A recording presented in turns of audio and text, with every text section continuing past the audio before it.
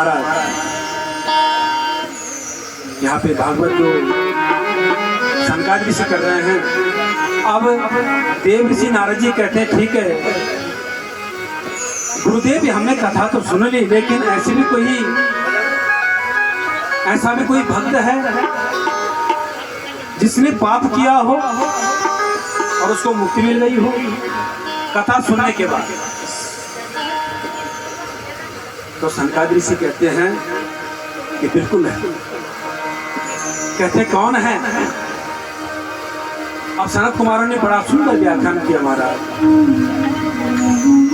ये मानवा पाप कीर्तस्तु सर्वदा सदा दुराचारता विमार्गदा क्रोधाग्निदग्धा कुटिलास कामिना सप्तायगे कलो पुनन्ति।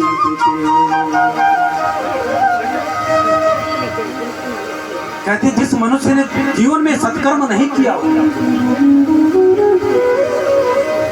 जो दुराचारी हो, जिसकी मनोवृत्तियां हमेशा पाप में बनी हो, जिसको क्रोध अहंकार हमेशा रहता हो, क्या उसको मुक्ति मिली है? कहते हैं ये नारद जो हमेशा पाप कृत्य में डूबा रहता है, जो हमेशा क्रोध में रहता है। कई लोग होते हैं ना हमेशा क्रोध में ही रहते हैं। अगर किसी को कुछ बात भी बोलेंगे ना तो गुस्से से क्रोध से बोलते हैं, कर्कश वाणी। कई लोग कैसे बोलते हैं साहब मैं तो मुंह फटू, मैं जो बोलता हूँ साहब मुंह के आगे बोल देता हूँ। अरे मुंह के आगे ऐसी बात तो मत बोलो कि जो मन को जला दे। कई कहते हैं ना,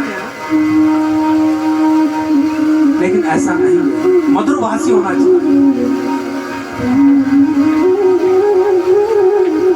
अच्छी भाषा से अगर कोई बात करे, अच्छे स्वभाव जिसका अच्छा स्वभाव हो उसको सब पसंद करते हैं हमारे। और कर्कश वाणी जो बोलता है उसके सामने बैठना भी पसंद नहीं करते। जिसका संभाषण सत्य ना हो, क्या ऐसे को कहीं मुक्ति मिली है?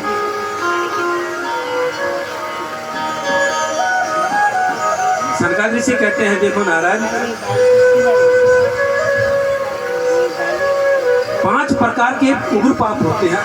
जिसने इन 5 प्रकारों के उग्र पाप को किया हो उसको भी मुक्ति मिल सकती है श्रीमद् भागवत सुनने से।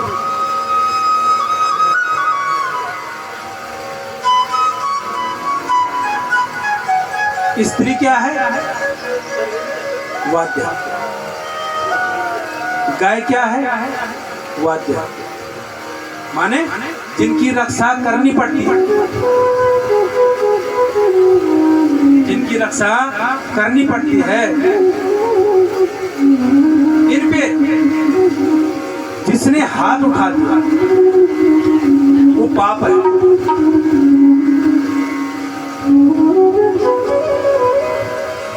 छोटी कन्या, छोटा बालक, ब्रह्म,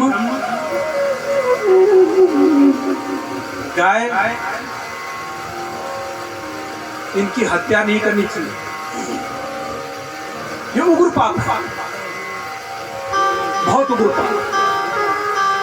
लेकिन नारद जिसने ऐसे भी अगर पाप किया और प्रायश्चित कर दिया हो, सबसे बड़ी चीज क्या है? प्रायश्चित। भगवान के सामने अगर आपने प्रायश्चित कर दिया है, आपने अगर पाप किए हैं, आपने क्या कर दिया? प्रायश्चित कर दिया है। यह प्रभु मुझसे गलती हो गई, तो भगवान उसको माफ कर देते हैं। लेकिन जिसने जानबूझ के किया हो और जिसमें क्या हो? शातिरता हो, चालाकी हो, उसको ईश्वर भी कभी माफ नहीं करता। लेकिन अगर गलती से कहीं पाप हो गए हो तो प्रायश्चित करके भगवान उसको माफ कर देते हैं। तो ऐसे व्यक्तियों की भी मुक्ति हो चुकी है श्रीमद् भागवत सुनने से। नारद जी कहते हैं किसी प्रेत की भी मुक्ति हुई? कहते हैं बिल्कुल हुई। जन्म जन्मों से जो अगर प्रेत में भी पड़ा हुआ और उसके नाम से, उसके पुण्य स्मृति में श्रीमद् भागवत कथा हो गई हो, तो निश्चित रूप से क्या है, उसको मुक्ति मिल जाती है, उसको मुक्ति मिल जाती है। लेकिन आजकल तो कई हैं जो श्रीमद् भागवत को भी झूठा बता रहे हैं, जबकि भागवत के बाद मुक्ति निश्चित है, पितरों की तृप्ति तो हो ही जाती है, लेकिन जीते जी अपनी भी मुक्ति हो जाती है। तो नारद, इस चीज से एक बात याद आ गई है, जब तुमने प्रश्न कर दिया है तो हम सुनाते हैं कि किनको मुक्ति मिली। नारद जी बोले, हे गुरुदेव, ये तो पता होता है कि भक्त को मुक्ति मिल सकती है, लेकिन अभक्त को कैसे? सनकादिक ऋषि कहते हैं कि नारद जी, एक बार की बात है, तुंगभद्रा तटे पूर्वम अभूत्पत्तन्नमोत्तमम् यत्र वर्णा स्वधर्मेण सत्य सत्य कर्म तत्परा। ये नारद जी, एक बार की बात है, तुंगभद्रा नदी है ये, और उसके किनारे एक बहुत सुंदर नगर है महाराज, ध्यान से सुनना।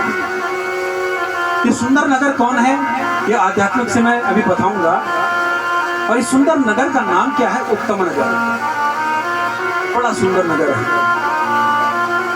और इस उत्तम नगर में वर्णाश्रम धर्म के सभी धर्म पालन करने वाले सभी संभ्रांत जो लोग हैं इसमें वास करते हैं। जैसे हमारे ग्राम है ना, क्षेत्र है, यहाँ सब लोग हम वास करते हैं, सभी संभ्रांत, ज्ञानी पुरुष, विद्वान पुरुष, अच्छे पुरुष, धर्मी पुरुष, सभी तो वास करते हैं ना गाँव में। अब इसी गांव के बीच में, इसी नगर के बीच में एक ऐसे व्यक्ति हैं जिनका नाम क्या है? आत्मदेव। ये आत्मदेव ब्राह्मण कुल में है, और इसी सम्रांत नगर, उत्तर नगर में ये वास करते हैं। तो आत्मदेव वो जो सात्विक भाव है, जिसने अपनी आत्मा में देव तत्व का दर्शन कर दिया, उसका नाम आत्मा। और अगर आध्यात्मिक से चले तो आत्मदेव कौन है? सब हम आत्मदेव, हम सब कौन है? आत्मदेव। सबके अंदर कौन है? आत्मा। आत्मदेव कहाँ है? अंदर। संभ्रांत लोग, ये पूरा शरीर में जितनी भी इंद्रियां हैं,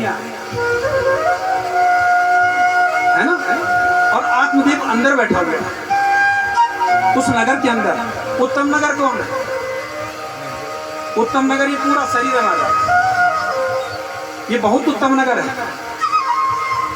ईश्वर ने हमें इतना सुंदर उत्तम नगर दिया है, 2 आंखें दी है, नाक दिया है, सुंदर सजीला छब दिया है, केस दिए हैं, कान श्रवण के लिए, बोलने के लिए मुख, बोलने के लिए मुख और कंठ का जो मेल बना रखा है, उधर तृप्ति हेतु हुए, चलने के लिए पांव, कर्म करने के लिए हाथ। ये उत्तम नगर है, और इस उत्तम नगर में प्रवेश करते हैं आत्मदेव। लेकिन जो आत्मदेव हैं, उनकी पत्नी है उनसे विपरीत। जैसे आत्मदेव है ना, उनकी पत्नी उनसे विलोम है, विपरीत है। अब आत्मदेव की पत्नी का नाम क्या है हमारा? धुंधली देवी। और जो नाम धुंधली देवी हुआ तो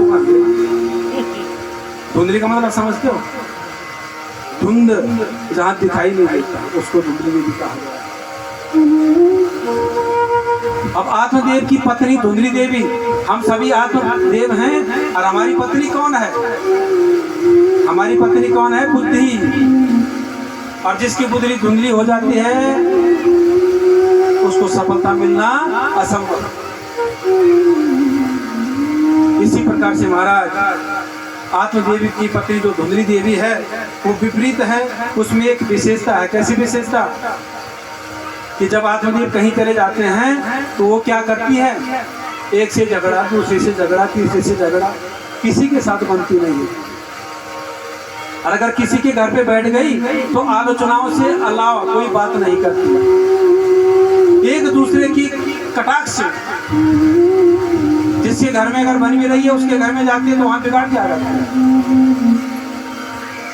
ऐसी धुंधली देवी आत्मदेव पत्नी। जिसके घर में सुख चलता है उसके घर में भेद कर दिया जाता है। ऐसी धुंधली देवी। और महाराज इसी प्रकार से जब आत्मदेव घर पे आते हैं ना शाम को पूजा पाठ करने के बाद, तो दोनों हाथ जोड़कर ऐसे स्वागत करती है धुंधली देवी कि जैसे इससे बड़ी और कोई ना हो। कपट, छल, छिद्र, ऐसा जो भाव करता है महाराज। विद्वान लोग जो होते हैं ना उनको किसी को परखने में, किसी भी इंसान को परखने में 2 मिनट नहीं लगते। एक बार विद्वानों ने नख से और किसी भी पुरुष या महिला को शीश तक देख लिया तो विद्वान 2 मिनट में पहचान जाते हैं ये कैसा है। तुरंत भाव आ जाता है। कैसा इसका नेचर है, कैसा इसका स्वभाव है, कैसा इसका भाव है, ये भक्त है या अभक्त है। 2 मिनट नहीं लगते पहचानने में, 2 मिनट में। बड़े प्रवीण विद्वान आत्मदेव। अब धुंधली देवी जैसे सत्कार आदर करती है, लेकिन बनावटी जो दिखाव होता है, पूजा का दिखाव होता है, भक्ति का दिखाव होता है, वो तो भगवान को भी पसंद नहीं आता। उनको भी अच्छा नहीं लगता, परमात्मा को भी अच्छा नहीं लगता बनावटी प्रेम। भगवान भी निर्मल मन को चाहते हैं। निर्मल मन जन सो मोहि पावा, निर्मल मन जन सो मोहि पावा, निर्मल मन जन सो मोहि पावा। ओ निर्मल मन जन सो मोहि पावा। मोहि कपट छल छिद्र न भावा, मोहि कपट छल छिद्र न भावा। मोहि कपट छल छिद्र न भावा, मोहि कपट छल छिद्र न भावा। निर्मल जन सो मोहि पावा, निर्मल मन जन सो मोहि पावा। परमात्मा को निर्मल चाहिए, छल छिद्र नहीं चाहिए, कपट भी नहीं, बनावटी प्रेम भगवान को नहीं चाहिए। भगवान के सामने सरल हो। जो सरल व्यक्ति होते हैं ना महाराज, जब भगवान की कथा चर्चा चलती रहती है ना तो खुद आंखों में आंसू आ जाता है। ये है सरल भक्ति। ध्यान जुड़ जाता है, मन जुड़ जाता है। अब धुंधली देवी जो है बनावटी प्रेम करती है महाराज। एक बार क्या हुआ, अब जो धुंधली देवी है ना उसके घर में कोई संतति नहीं है, कई वर्ष बीत गए। अब थोड़ा थोड़ा करके पड़ोसियों का आना शुरू हो गया हमारा, और पड़ोसी बड़े भाग्य से मिलते हैं हमारा। घर के सामने अगर पड़ोसी है ना तो भाग्य से मिलते हैं। कई पड़ोसियों को तो ऐसा भी पता नहीं होता कि घर में हो क्या रहा है। पड़ोसी अच्छा होना चाहिए जो समझ सके, एक दूसरे की भावना जो समझ सके। लेकिन जैसी धुंधली देवी उसकी मित्र उसकी सहेली आ गई। अब धुंधली देवी की सहेलियां आई और आत्मदेव से कहने लगी कि पंडित जी, तुम्हारे घर में कोई अभी तक पुत्र या पुत्री भी नहीं है। कब से तुमने गाय को बांधा है, उसका न कोई बच्ची, वो भी दूध देने कभी दूध नहीं देती, बांझ पड़ी है। तुलसी का बिरवा लगा हुआ है, पौधा लगा हुआ है, वो भी हरा भरा नहीं रहता है। आत्मदेव कहते हैं कि हमेशा मैं गाय को चारा खिलाता हूँ, हरी हरी घास खिलाता हूँ, तुलसी को मैं जल देता हूँ, इतनी भक्ति करता हूँ। लेकिन अगर ये चीज मेरे घर में नहीं है तो इससे मुझे दुख तो है, लेकिन क्या मालूम ईश्वर की क्या इच्छा है। अब जैसे आत्मदेव अपने पूजा कर्म पे चले तो जितनी भी सहेलियां कहती हैं कि तुम्हें फलाने का दोष लग गया है, फलाने का अहंकार लग गया है। धुंधली देवी कहती है कि देखो आत्मदेव जो मेरे पति है ना, ये सरल नहीं, मानते ही नहीं है, भ्रांति में भटक जाते हैं महाराज। अब जब आत्मदेव आते हैं तो जिद करती है कि मुझे पुत्र चाहिए, पुत्री चाहिए। लेकिन जब भाग्य में होगा तभी तो ना महाराज। आत्मदेव को इतना सता देती है धुंधली देवी,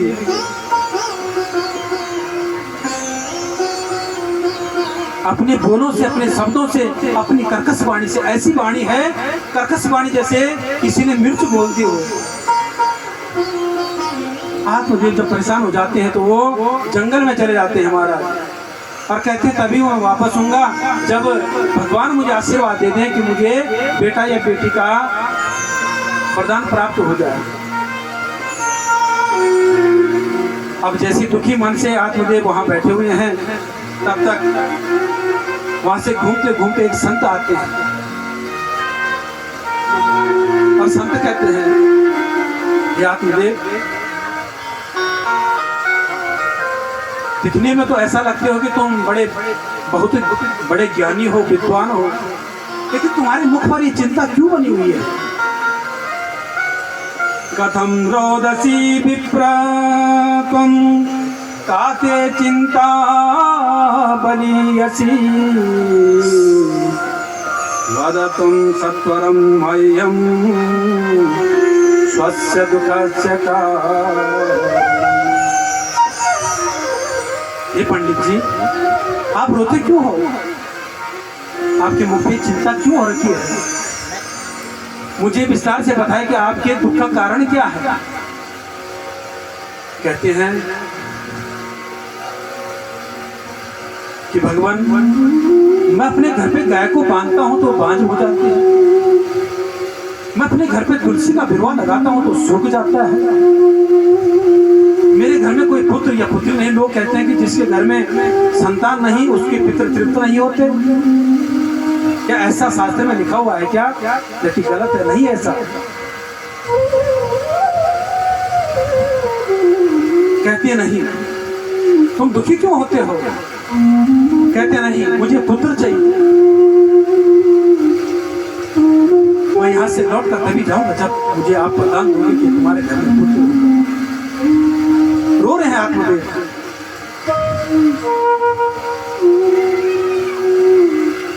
महाराज कई बार समझा दिया संत ने, लेकिन नहीं समझे।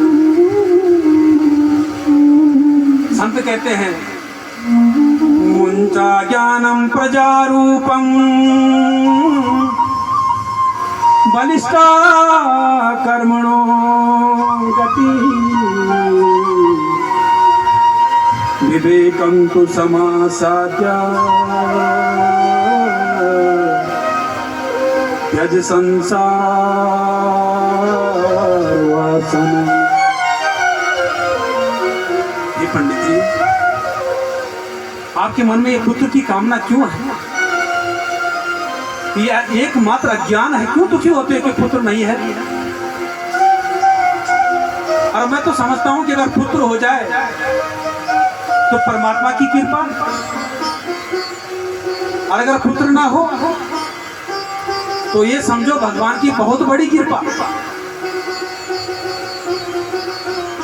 क्यों बेटे को लेकर इतना दुखी होते हो?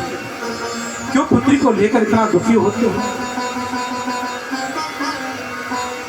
अगर बेटा हो जाए और इस संसार में कुछ वर्ष रहे हम चला जाए, फिर दुख मिले, फिर इससे भी ज्यादा दुखदायी होगी। अगर पुत्र हो जाए और नालायक हो जाए, चोर, डकैत, जुआरी, शराबी, मदिरा पान करते हुए घर पे आए, ये और भी बड़ा दुख है। इसलिए हे आत्मदेव, हे पंडित जी, आप ये पुत्र कामना छोड़ दो। अगर पुत्र मानना है तो गोविंद को मानो, गोविंद के चरण में अपने मन को लगा दो। अनन्या ममता विष्णु, ममता प्रेम संगता, भाव सएव सांद्रात्मा, बुद्धे प्रेमानि गच्छति। अनन्य ममता, विष्णु भगवान पे अनन्य ममता लगा दो। जैसी ममता हम इस संसार में लगाते हैं, अगर भगवान पे हमने कुछ पल ऐसी ममता लगा दी तो हमारा कल्याण हो जाएगा। महाराज ममता करो, लेकिन अत्यधिक नहीं।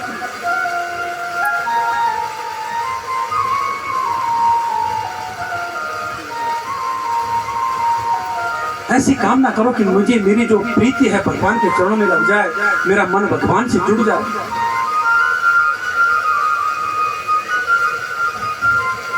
महाराज इस प्रकार से कह रहे हैं, लेकिन कहाँ मानने वाले हैं आप मुझे, क्योंकि भ्रांतियों में फंस गए हैं। कहते हैं कि मैंने पुत्र की बात क्या कह दी, आप मुझे पूरा वेदांत सुनाने लग गए। मुझे वेदांत नहीं चाहिए, मुझे पुत्र चाहिए। संत हार गए महाराज। कई बार होता है महाराज, विद्वान लोग अपने यजमान परिवारों का हित चाहते हैं। कुल पुरोहित किसको कहते हैं? जो उस कुल का पूरा पूरा हित चाहता हो उसको कुल पुरोहित कहा गया। जो कुल के पितरों को भी जानता हो, उनके हित को भी करता हो, और जो वर्तमान में चल रहा उनके हित की भी बात करता हो, और जो भविष्य में आएंगे उनके हित की भी बात करता हो, उसका नाम कुल पुरोहित है।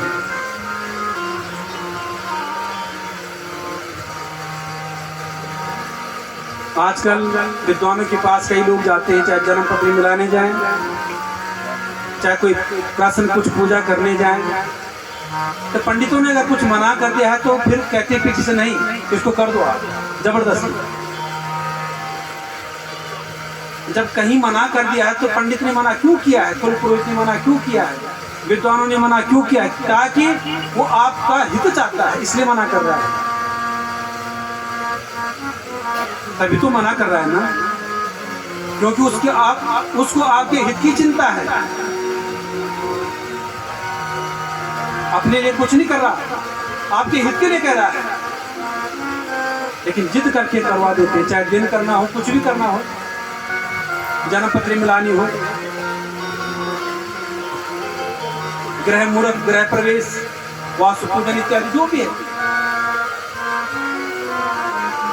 लेकिन जिद करके जो काम होता है वो क्या होता है, वो विनाश का कारण बनता है। इसी प्रकार आत्मदेव आज माने नहीं।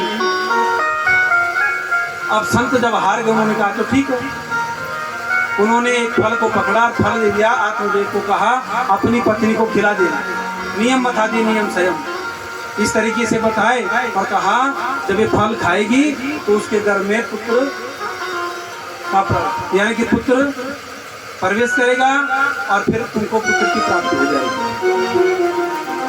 अब जैसे आत्मदेव घर पे आए और अपनी पत्नी को धूली देवी को कहा कि मैं एक ऐसा फल ला रखा हूँ जिससे पुत्र की प्राप्ति हो। अब धूली देवी उसने वो फल पकड़ा और सोचने लगी कि मैं कैसे खाऊं। नियम से हमें बता दें, नियम से रहना है, उठना है, बैठना है, खान पीन में परहेज कर दिया। अब जब किसी चीज में तुम खान पीन में त्याग करोगे, खान पान का त्याग करोगे, तो निश्चित है फिर आप जीवन में कल्याण की ओर प्रगति पे यानी कि बढ़ रहे हैं। सुबह हमारे आचार्य जी ने भी समझाया था खान पान का विशेष ध्यान रखना, इसीलिए कहा था क्योंकि ये साधना है, 7 दिन की साधना है। ये साधना दूषित ना हो, इतना प्रयत्न करना। सभी लोग, श्रोता लोग भी और विशेष यजमान परिवार,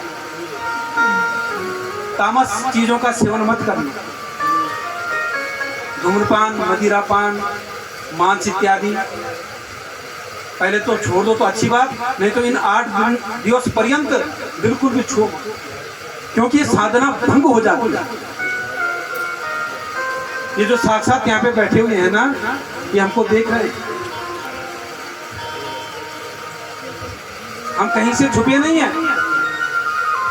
प्रयत्न करो कि हम तामस चीजों से दूर रहे, कर्कश वाणी से किसी को मत बोलो।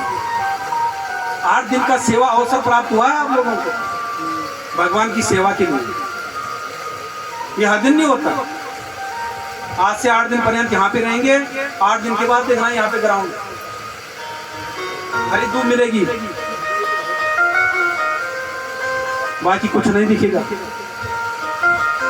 सब लोग अपने अपने कर्मों पे चले जाएंगे, अपने अपने कार्य पे चले जाएंगे। इसलिए 8 दिन पर्यंत अपने भाव को सात्विक भाव में लगा दो, मन को जोड़ दो भगवान से, तब हमें कोई धूमली देवी परेशान नहीं कर सकती। ये लिखित है, तब हमें कोई भ्रमित नहीं कर सकता।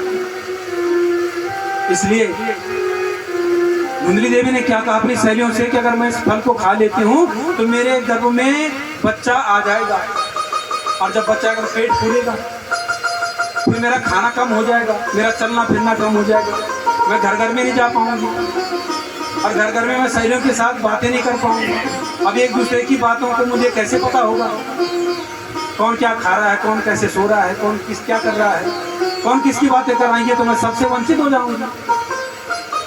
इसका नाम ही धुंधली देवी। महाराज 3 महीने बीत के नहीं खाया पानी। अब वो फल पकड़ा और एक बोला था ना दिया, उसमें रख दिया। तब तक उसकी एक बहन है, मुँह बोली बहन सहेली। अब उसके कितने पुत्र हैं? 5, और 6वां पुत्र गर्भ में है। अब वो उसने कहा कि तू चिंता क्यों करती है, मेरा पुत्र होने वाला है, तो कुछ ढोंग कर ले। तब तक जिसकी जैसी सोच, जिसका जैसा नेत्र, उसको उसी प्रकार से संग मिलता, और जिसका जैसा संग वैसा रंग। सहेली भी ऐसी मिली कि उसको और कपड़ में डाल दिया। कहा तू ऐसा कर 9 मास तक कुछ ऐसा ढोंग करता कि आत्मदेव समझे कि तेरे पेट में बच्चा है। और उसने वही ढोंग किया जैसे जिस तरीके से बच्चा बढ़ता रहता है, इस तरीके से उसने किया। और जो फल था वो फल परीक्षा के लिए किसको खिला दिया? गाय, जो गाय बनी हुई। और ठीक 6 मास के बाद उस सहेली का पुत्र हुआ।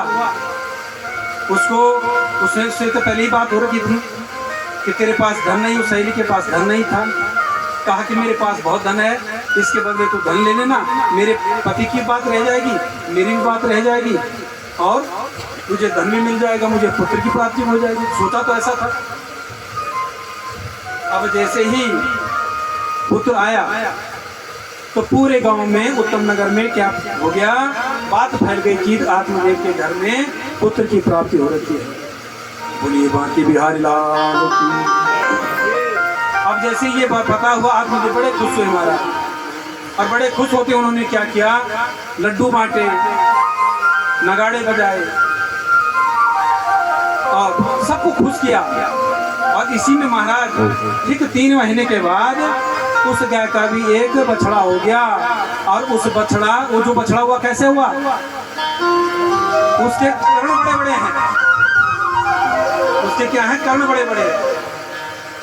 अब जब दोनों हो गए तो आत्मदेव ने कहा कि दोनों का नामकरण मैं साथ करूंगा।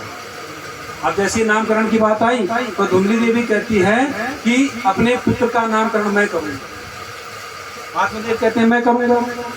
दोनों में इसी में झगड़ा हो गया। लेकिन आत्मदेव फिर हार गए। जो सरल व्यक्ति होता है ना वो चुप हो जाता है। अब धुंधली देवी को कहा तो रखो अपने पुत्र का नाम क्या रखोगे। तो उसने कहा मेरा नाम धुंधली है तो मेरे पुत्र का नाम क्या होगा, धुंधकारी। कहा ठीक है। और जो बछड़ा है ना उसका नाम आत्मदेव ने क्या रख दिया, गोकर्ण। बोलिए गोकर्ण महाराज की जय हो। अब इसी प्रकार से जब चली, अब धुंधली देवी ने नामकरण तो कर दिए।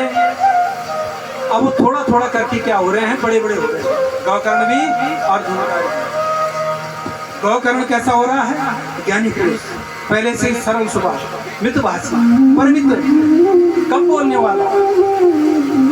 और धुंधकारी कैसा हो रहा है, जिसका नाम भी धुंधकारी, चंचल, जब मर्जी आए जिसको कुछ बोल दे। किसी को मार के आ जाए, किसी के सर पे डंडा मार के आ जाए, किसी को पत्थर मार के आ जाए, किसी को बकरे को मार के आ जाए, किसी को गाय को मार के आ जाए। इस तरह से धुंधकारी का व्यवहार। लेकिन धुंधली देवी कहीं उसको संस्कार नहीं देती। कहती मेरा एक ही पुत्र है। अगर कोई कहीं से शिकायत करता है कहती है कि ठीक है मैं समझाऊंगी, लेकिन एक पुत्र के मुंह में उसको बिगाड़ के रखती है। अब गोकर्ण हमेशा अपने पिता के साथ रहता है। किसके साथ, आत्मदेव के साथ। और आत्मदेव के साथ जुड़ा रहता है गोकर्ण। पिताजी शब्द वही कहता है, धुंधकारी नहीं। महाराज जब बड़े हो गए तो गोकर्ण तो बड़ा विद्वान, गोकर्ण पंडित हो ज्ञानी, और धुंधकारी महाखला। गोकर्ण तो ज्ञानी पंडित बन गया और धुंधकारी महाखला माने मूर्ख। ऐसा मूर्ख बन गया। मूर्ख किसको कहते हैं, मूर्ख जो सब कुछ जानते हुए भी और जानबूझ के कर्म करता हो, क्या गलत कर्म करता हो, मूर्ख है। और उसने ऐसे कर्म कर दिए, अब वो चोरी करने लगे, हमारा जुआ खेलने लग गया।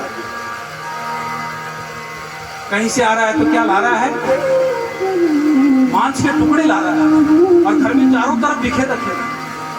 आत्मदेव जब कहीं से पूजा करके आते हैं तो घर में देखते हैं कि एक जगह कहीं बोतल गिरी हुई है, कहीं मांस का टुकड़ा गिरा हुआ है। रोते हैं आत्मदेव, कहते हैं इसने मेरे मंदिर जैसे घर को क्या बना दिया है, शमशान बना दिया है, नरक का अड्डा बना दिया है। अब उनको याद आती है उस ऋषि, उस संतन की, जो संतन उनको मिले थे जंगल में। उन्होंने कहा था कि 7 जन्मों तक भी तेरे घर में पुत्र की प्राप्ति नहीं हो सकती। अगर मैंने उनकी बात मान लेता तो आज ऐसा दिन देखने को नहीं मिलता। महाराज आत्मदेव कहते हैं, जैसे कहा है ना कि पुत्र हो तो एक ही हो, लेकिन ऐसा हो जो प्रकाशमय हो। जैसे वरम एको गुणी पुत्रो निर्गुणश्चैव सतीरपि एकस्य चन्द्रस्तमो हन्ति न च तारा सहस्रशः। अगर एक पुत्र हो तो ऐसा होना चाहिए जैसा चंद्रमा सैकड़ों तारों को फेल कर देती है। जैसे चंद्रमा कृष्ण पक्ष में कितने तारे होते हैं आकाश में, हजारों लाखों तारे। लेकिन शुक्ल पक्ष का चंद्रमा आते ही ये पूरे धरातल को चमक देता है, वो चांदनी रात में बिखेर देता है। लाखों तारे भी प्रकाश नहीं कर पाते जैसे चंद्रमा कर देता है एक जगह। ऐसे लाखों 100 पुरुषों से क्या फायदा। धृतराष्ट्र के 100 पुत्र थे और 100 के 100 नारायण। पुत्र हो एक हो तो ऐसा हो जो कुल को आगे बढ़ाए, कुल के नाम को रोशन कर। आज ऐसे पुत्र हमारे सामने बैठे हैं। सभी भाई यहाँ पे मानव ठाकर कुंवर सिंह जी, सभी भाइयों सहित यही तो कुल पुत्र है ना, जो अपने कुल का नाम रोशन कर रहे हैं ना। इतने श्रोता लोग जो आप सभी बैठे हो, आज आप सब ने उनके पितरों के नाम सुने, इतने से तीर्थ मिल जाती है। ऐसे कुल दीपक हर घर में पैदा हो, और धुनकारी जैसे महाकाल किसी घर में ना हो। इसी लेकिन महाराज अब जो धुनकारी है वो क्या कर रहा है, उसने सब जगह मांस के टुकड़े फैला रखे। आज रात आत्मदेव बड़े दुखी है, रुदन कर रहे हैं, रो रहे हैं। अब आत्मदेव की जब यह दशा देखी, गौकर्ण ने तो गौकर्ण को रहा नहीं गया, और गौकर्ण कहते हैं, पिताश्री आपको मैं बहुत दिनों से देख रहा हूं कि आप बहुत दुखी हैं। आपके दुख का कारण मैं समझता हूं, लेकिन देखो ये जो पुत्र मोह है ना, इसको त्याग दो। अगर इसी पुत्र मोह में आप चलते रहोगे तो आपका जितना भी ज्ञान है ये नष्ट हो जाएगा, और आपको नरकों की गति भोगनी पड़ेगी। इसलिए त्याग दो। यहाँ कोई अपना नहीं है, क्योंकि गौकर्ण क्या है, ज्ञानी है।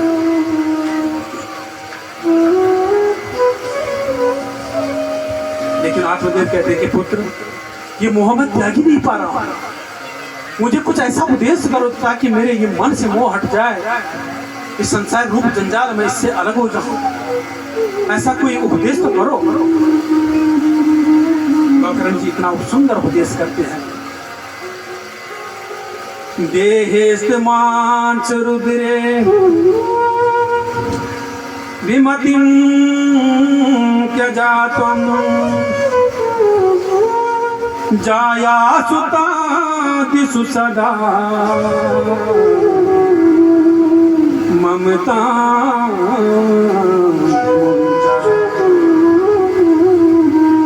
पश्यानिशं जगदिदं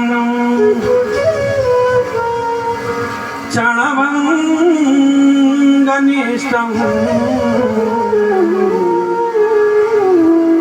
वैराग्य राग रसिको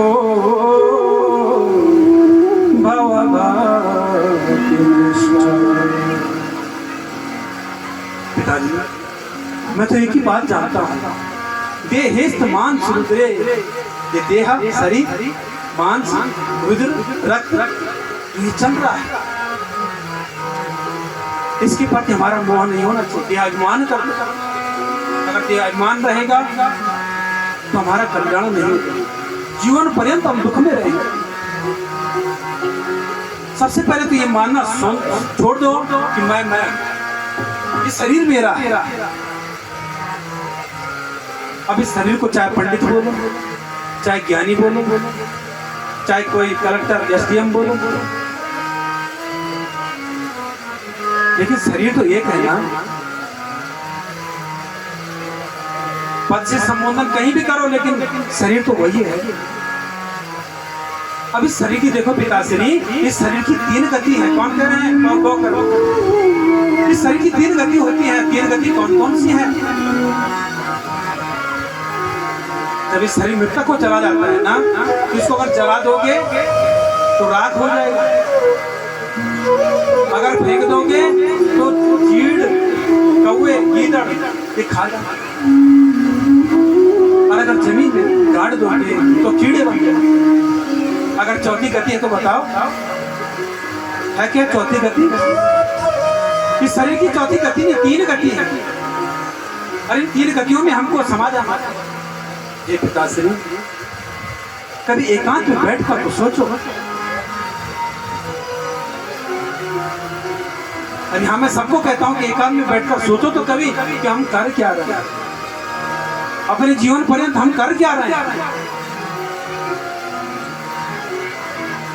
45 मिनट सोच के देखो। एकांत में कभी अपने आप को एकांत में ले जाना जरूरी होता है। एकांत में बैठना जरूरी है। अपने आप को पहचानो, अपने मन से बात करो, अपने हृदय स्थल में अपने मन को देखो, अपने मन से बात करते हुए भगवान को देखो और पूछो मैं कौन हूं। मेरी आयु इतनी होगी, इस आयु तक मैंने किया क्या? इतनी आयु तक मैंने क्या खान किया और क्या पान किया? क्या भक्ष्य किया है? क्या पेय और क्या पेय किया है? एकांत में बैठ के सोचो तो सही। हे पिताश्री, अगर ये शरीर मेरा होता तो ये शरीर मृत्यु को जा रहा है तो मैं उसको तो रोक सकता था ना, अगर मेरा होता। लेकिन मेरा नहीं है, जा रहा तो मैं शरीर को कैसे रोके? पिताश्री, आंखें अगर मेरी होती तो मेरी आंखें अंधे क्यों होती? कुछ दिन के बाद जब मृत्यु तो चला जाता है तो आंखों में अपने आप रोशनी कम हो जाती है। अगर ये आंखें हमारी हो तो हम रोक जाते हैं ना, लेकिन इनको हम रोक नहीं पाते। अगर ये कान हमारे होते तो कान बहरे क्यों होते? अगर ये पांव हमारे होते तो ये हम अपंग क्यों होते? महाराज कई उपदेश देते हैं आत्मदेव को, और अंतिम में जब ये शरीर अगर हमारा होता तो ये शरीर हमको छोड़ के ये पृथ्वी पे गिर जाता है। पुत्र पौत्र पत्नी सब देखते रहते हैं, क्यों बचा नहीं पाते? आज तक किसी को हम बचा पाए क्या? एकांत मन से देखो, अगर एकांत मन में झांक के देखो तो आपके आत्मा से एक ही आवाज निकलेगी, और वो आवाज कौन सी निकलेगी?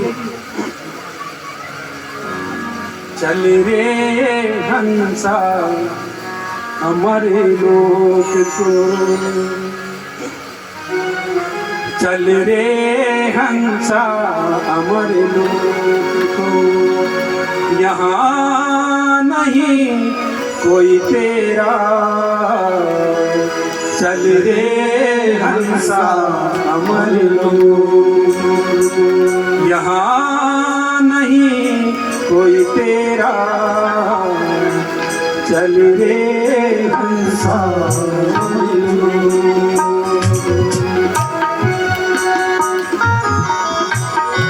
अरे हंसा अमर लोक को चल, यहाँ कहाँ कोई नहीं रही। कितने चले गए कि हंस रूपी आत्मा समझ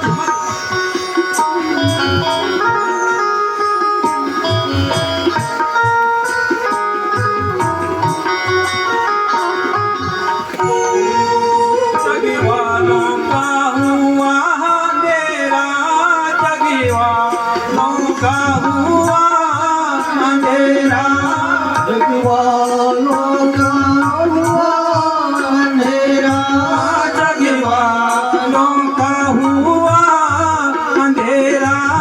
जग वालों का हुआ अंधेरा, अपना हुआ सवेरा, जग रे हंसा यहाँ नहीं कोई तेरा, जग रे हंसा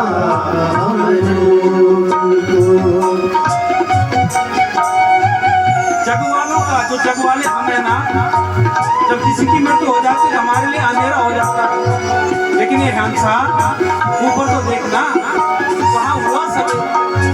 अपनी आत्मा को भगवान के चरणों में विलीन कर दे, वहाँ सवेरा। हर जग वालों का अंधेरा हो रखा है, क्यों रोता है? क्यों पछताता है? कहाँ तेरी पत्नी है? कहाँ तेरा पुत्र है? कहाँ तेरा संसार है? इसीलिए तो कह रहा हूँ, इसीलिए तो तुझे कह रहा हूँ, चल रे हंसा हंसा अमर लोक, यहाँ नहीं कोई तेरा, चल रे हंसा अमर लोक।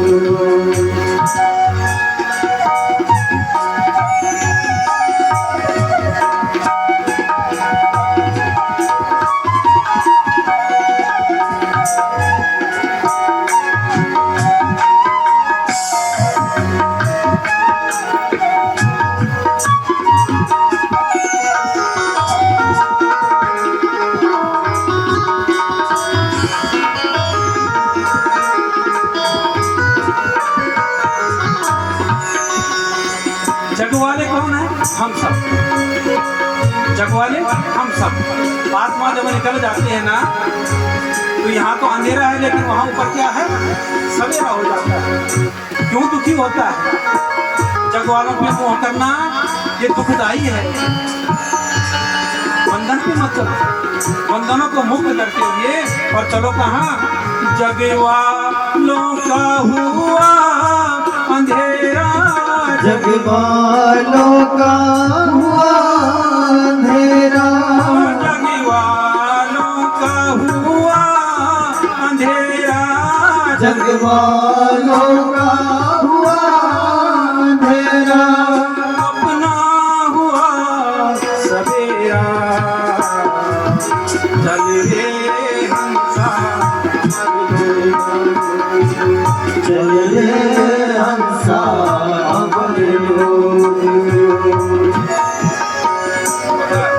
इस प्रकार से समझाते हैं और कहते हैं कि ये इस नाटक में मत रहो, ये खेल है महाराज। हम सबके लिए क्या है, ये खेल है, और इस खेल से हमको एक दिन वंचित होना है, जाना है सब।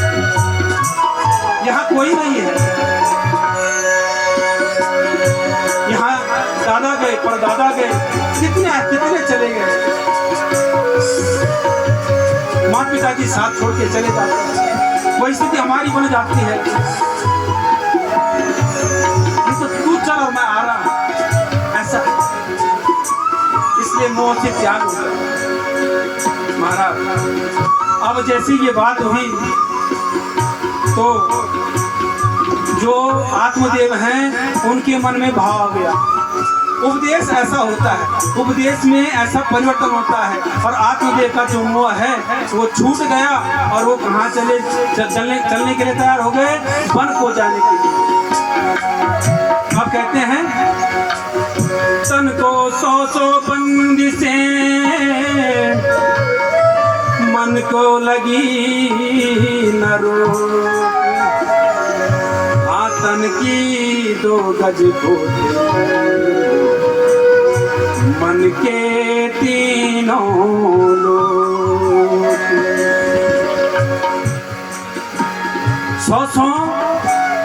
100 बंदी से मन को लगी न रोक, और तन की 2 गज कोठरी, और मन के 3 लोक। मन की भावना जिस तरीके से बना दो आप उसी तरीके से चलो, मन से बढ़कर और कुछ नहीं।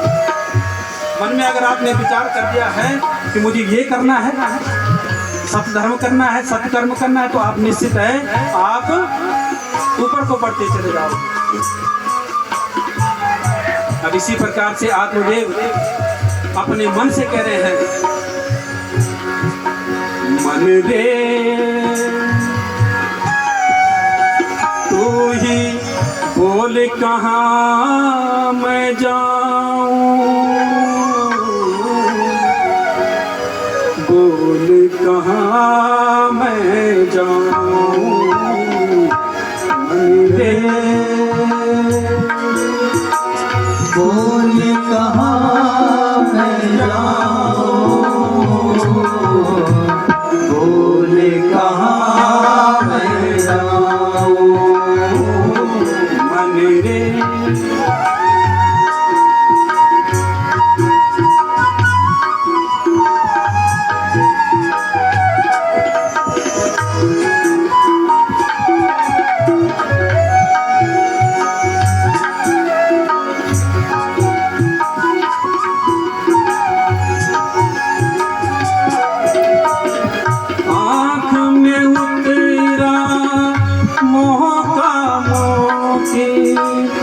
कुछ भी देख न पाऊं, आँख में उतरा मोह का मोती, कुछ भी देख न पाऊं, मन रे तू ही बोल कहाँ मैं जाऊं, बोल कहाँ मैं जाऊं, मन रे बोल कहाँ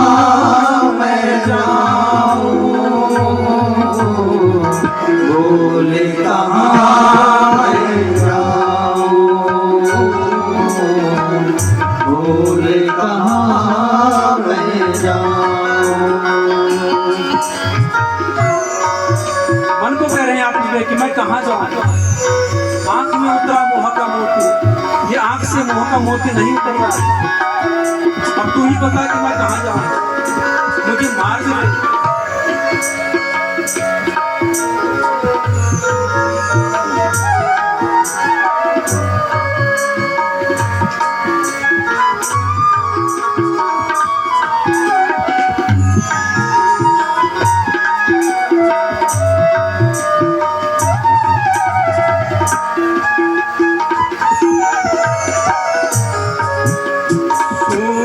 सोना मेरा जीवन,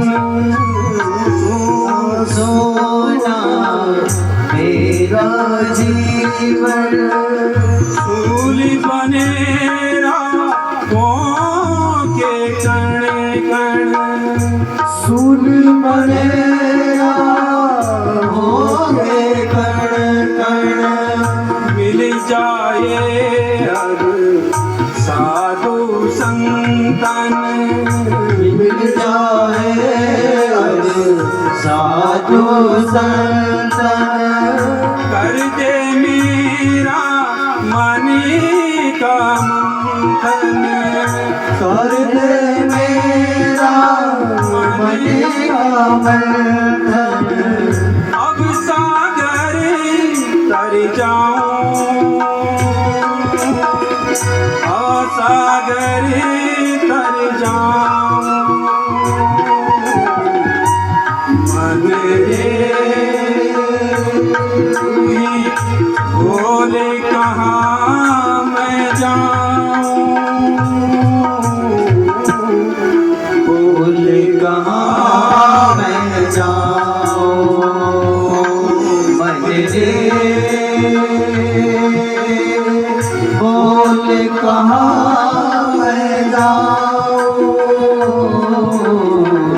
बोले कहाँ मैं जाऊं, मन रे बोले कहाँ मैं जाऊं, बोले कहाँ मैं जाऊं। इस प्रकार से महाराज आत्मदेव के जब मन में भाव आया और अपने घर बार को छोड़ते हुए और कहाँ चले गए, जंगल में चले गए, वन में चले गए। भगवान का प्राकट्य उनके हृदय में हुआ और उन्होंने श्रीमद् भागवत के 10वें स्कंद का पाठ करना शुरू किया और अपने आप को भगवान में विलीन कर दिया। श्रीमद् भागवत महापुराण की जय हो, माँ के बिहारी लाल की जय हो। अब महाराज जैसे ही आत्मदेव गए और गौकर्ण ने देखा कि यहाँ पर रहना ठीक नहीं, क्योंकि धुंधकारी जो है वो ऐसे ऐसे कर्म करने लग गया जो कि देखने लायक नहीं थे। और गौकर्ण भी वहां से और तीर्थाटन पर चले गए। अब धुंधकारी आजाद हो गया, पहले से भी ज्यादा। पिताश्री तो वन में गए और जो टोकने वाले थे भाई वो भी चले गए। अब धुंधकारी अपनी मन मर्जी का काम करता चला जा रहा है। अब वो क्या कर रहा है, अब चोरी भी करनी शुरू कर दी और बड़े बड़े राजमहलों में जाता है, वहां से चोरी करके आता है और चोरी करने से जो पैसा आता है उसे जुए में लगाता है, जुआ खेलता है, जुआ हारता रहता है। कलयुग का पूरा प्रवाह धुंधकारी में आ गया। इस प्रकार से धुंधकारी ने क्या किया, अब अपनी माँ को परेशान करना शुरू कर दिया। अब जैसे ही धन कम हुआ, अब उसने वहां से जितने भी जेवरात थे, स्वर्ण जेवरात, हीरा मोती जो भी थे, वहां से उसने लूटना शुरू किया और माँ को धक्का दे के जाता। माँ अगर मना करती है तो धक्का दे के चला जाता है। अब धुंधरी देवी परेशान होती है, अब समझती है अपने पति का महत्व। अब उसको समझ में आता है कि आत्मदेव मुझे क्या समझाते थे। मैंने अपने पुत्र, इस पुत्र के बारे में ढोंग किया ना, अब मेरा जीवन ही ढोंग बन गया। अगर मैं ढंग का जीवन जीती, ढंग का संस्कार मैं अपने पुत्र को देती, तो आज मैं ढंग से जीती। लेकिन मैंने ढोंग किया जीवन में भी, अपने पुत्र में भी, इसलिए मेरा जीवन भी ढोंग बन गया है। रो रही है धुंधली देवी। अब जब धुंधकारी मानता नहीं है तो महाराज क्या हुआ, एक दिन धुंधली देवी ने क्या किया, क्रोध के आवेश में आकर और आधी रात को उठी और कुएं में जाके गिर गई। अच्युताय नमः। अपने शरीर का त्याग कर दिया, प्राणों की आहुति दे दी। अब धुंधकारी और भी खुश, उसने कहा माँ भी गई, क्योंकि जो कुकर्मी होता है, दुर्जन होता है, वो तो चाहता ही कि मैं आजाद रहूं। अब उसने 5 वैश्याओं को लाके घर में रख दिया। अब उनका भरण पोषण कर रहा महाराज। उनके लिए जहां एक घर में चोरी करता था, अब 10-10 घरों में एक दिन चोरी कर रहा है। काली पट्टी सर पे बनी हुई है। मन की आकृति, मन की वृत्ति खराब हो चुकी है धुंधकारी की। और महाराज इस प्रकार से धुंधकारी ने जब 5 वैश्याओं का भरण पोषण करना शुरू किया, तो जो 5 वैश्याएं हैं उन्होंने सोचा अब राजाओं के घर में भी चोरी करने लग गया है, और जिस दिन अगर ये पकड़ा गया इसको तो सजा मिलेगी, लेकिन हमको भी दंड मिलेगा। इसलिए ऐसा करते हैं कि जितना भी ये माल लाया है इसको तो अपने पल्ले में रख लो और इससे छुटकारा पा दो। क्योंकि जो दुर्जन व्यक्ति होता है, अगर उसके पास धन भी है ना, तो उसके साथ सभी तभी तक रहते हैं जब धन है। दुर्जन को पहचान जाते हैं सब, उसको तो हर कोई ये चाहता कि ये मर जाए, इसको मार दिया जाए। और दुष्ट को मारने में कोई पाप भी नहीं है। इसलिए 5 वैश्याओं ने आज क्या किया, धुंधकारी आया और थका हुआ जैसे कि रात को, क्योंकि सोता तो है नहीं, अर्धरात्रि को घर पे आता है। पहले तो टोकते थे, हाथ में गौकर्ण, उसकी माँ, अब टोकने वाला कोई नहीं, और पांव फैला के चारपाई पे सो गए। और 5 वैश्याओं ने क्या किया, उसको एक रस्सी से बांध दिया बिल्कुल कस के, और डंडों से पीटना शुरू कर दिया। खूब पीटा, लेकिन उसकी मृत्यु नहीं हुई। तब उन्होंने क्या किया, लाल लाल गरम गरम अंगार थे कहाँ, चूल्हे के अंदर, और अंगारों को भर के और धुंधकारी के मुंह में डाल दिया। ओम अच्युताय नमः। धुंधकारी भी वहां से अच्युताय नमः, वो भी पधार गया। मृत्यु कैसे हुई, डंडों से पीटने से, और मुख में जलते अंगार गिरे। इसी को तो नरक कहा गया है,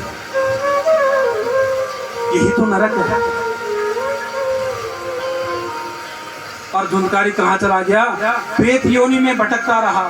और 5 वैसे वहां से सब माल पत्ता लेकर उड़ गई, चली गई।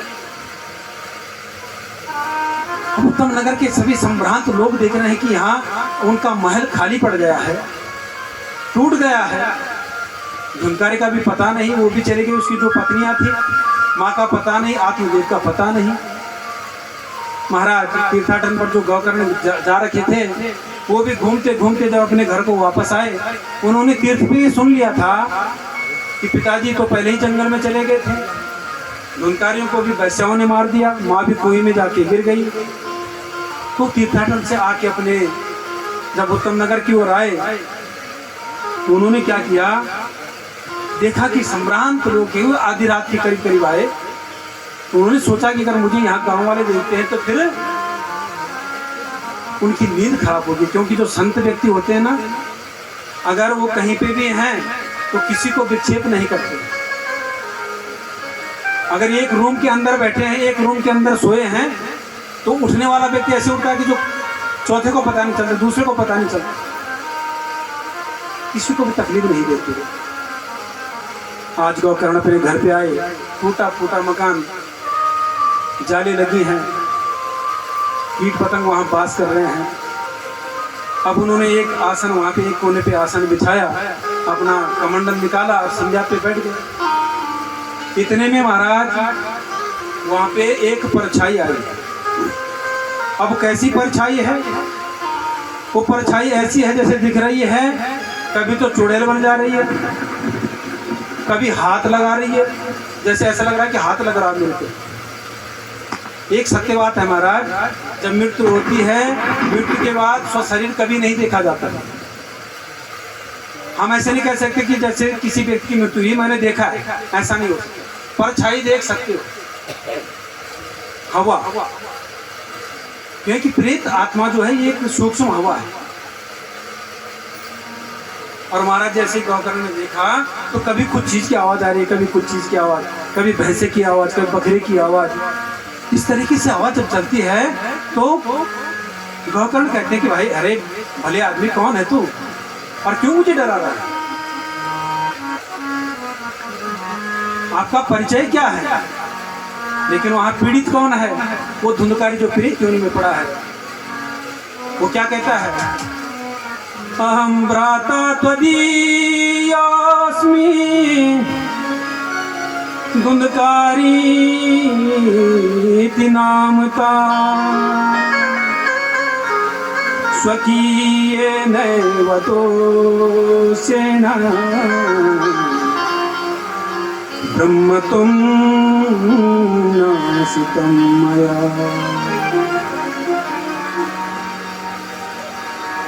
भाई मैं आपका भाई हूं, मैं धुंधकारी हूं और प्रेत योनि में पड़ा हुआ हूं। कहते हैं अच्छा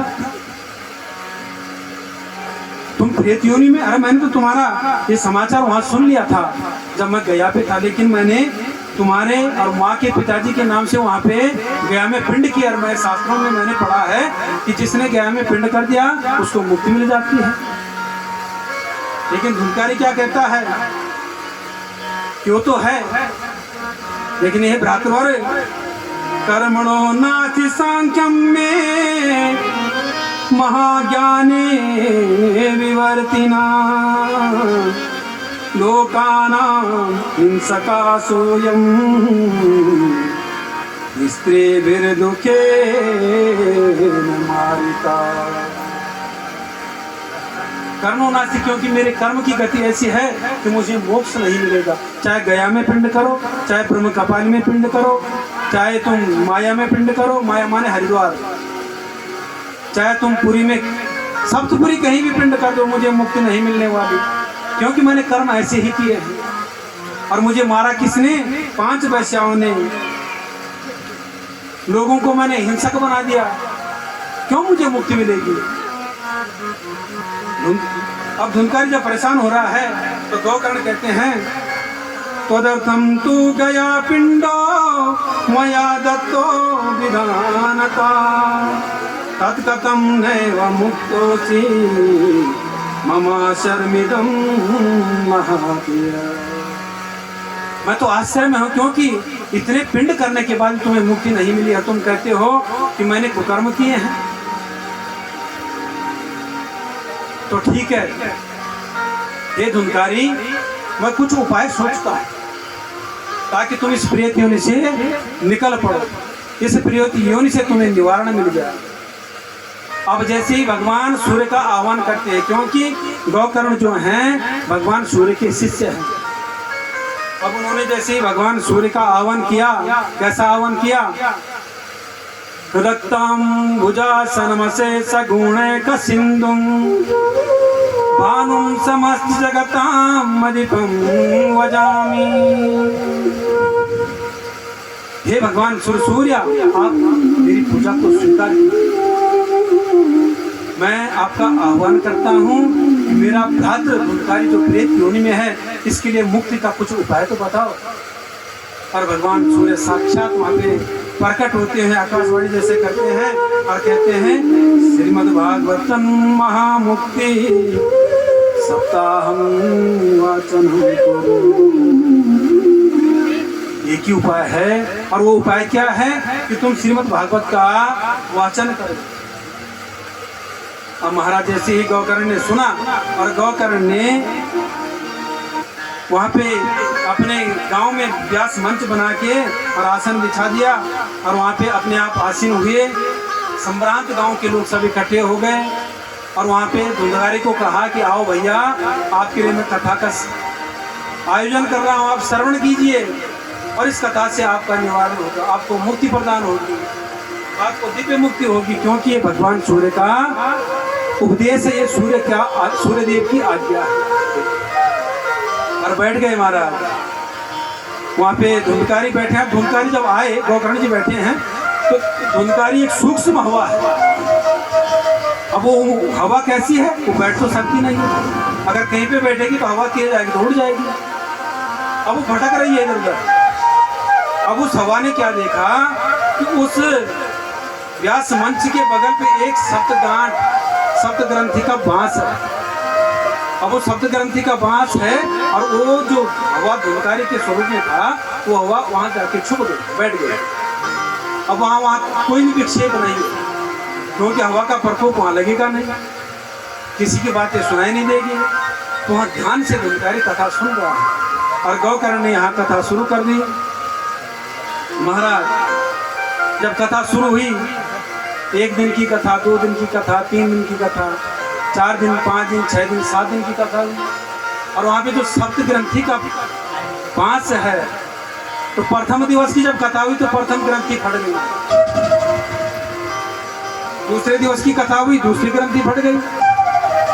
तीसरे दिवस की तीसरी ग्रंथि, और चौथे दिवस में चौथे दिवस की ग्रंथि, पांचवें में पांचवें, छठवें में छठवें, और सप्तम में 7 दिवस की ग्रंथि फट गई महाराज। और दिव्य वस्त्र सहित वहाँ पे पीताम्बरी धारण जैसे करके धुंधकारी वहाँ पे स्वरूप जैसे ऐसा लगा कि यहाँ पे कोई पार्षद खड़ा हो गया। बोलिए बांके बिहारी लाल की। ऐसी कृपा महती कृपा मेरे गोविंद की। अब जैसे ही वहाँ पे दिव्यमान हुए तो वहाँ पे भगवान के पार्षद आ गए महाराज। और पर भगवान के पार्षद आए, उन्होंने विमान में बिठाना चाहा किसको? धुंधकारी, हाथ पकड़ के। लेकिन गोकर्ण ने मना कर दिया, अरे रुको, तुम कैसे धुंधकारी को ले जा सकते हो? कहा कि इसने कथा सुनी। गोकर्ण जी कहते कथा तो सबने सुनी ना।